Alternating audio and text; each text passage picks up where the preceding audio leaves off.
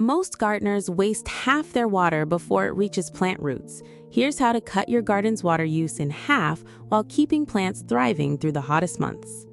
Step 1. Add 2 to 3 inches of mulch around plants. Spread wood chips or straw at the soil base, keeping it 2 inches away from stems.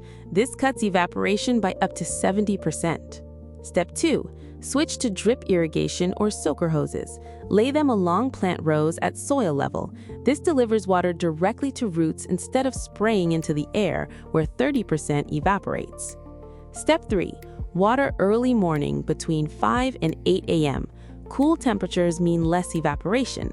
Avoid evening watering. Wet foliage overnight invites disease.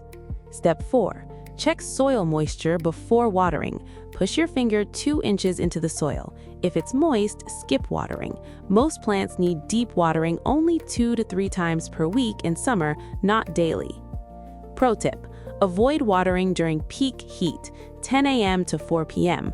Water stress increases and evaporation spikes. Set a phone reminder for early morning watering.